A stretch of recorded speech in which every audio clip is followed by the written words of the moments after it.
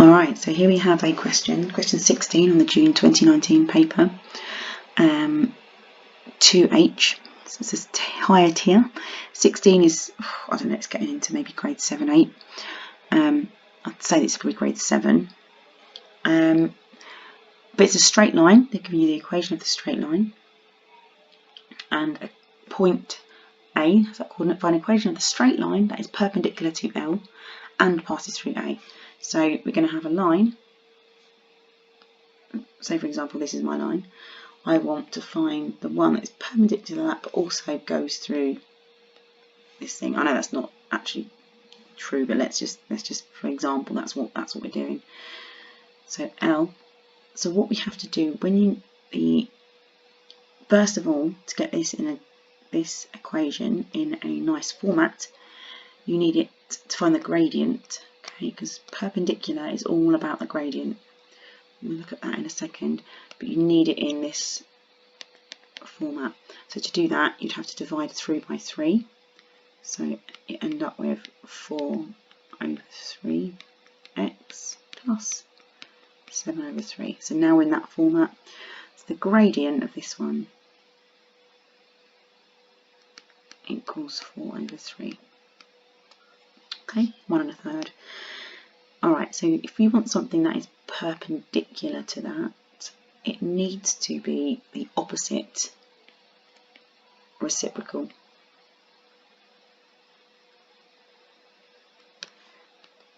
So it's minus, always the opposite. Think about the gradient. If it's going up, if it's in positive, the perpendicular has to be a negative, and it's also the opposite. So when you multiply them together, you get -1. So if I multiply these two gradients together, I should get -1. So the perpendicular, so we know the new line is going to have a gradient of -3 over 4. So it will look like y equals -3 over 4 x plus c. Now the only bit we don't know is c, but we will use these coordinates, because you're given an x and a y. We can substitute those in to find c and then put it back in the equation. So y and x, remember y and x change, they're interchangeable. As y changes, x changes. It's just coordinates at the end of the day. The c is a constant term, it's where it goes through the y-axis, it's the constant, it never changes. So we use this point to find c, and then we put it, we've got our equation. So y is -5, using this information here, equals -3 over 4 times 3 plus c. So I'll leave that y as it is in a second. -3 over 4 times 3 would be -9 over 4. It's just 3 times that plus c. Then I've got -5, and then I'm going to be adding this fraction to get the c value. So -5 add 9 over 4. So 9 over 4 is the same as 2 1/4.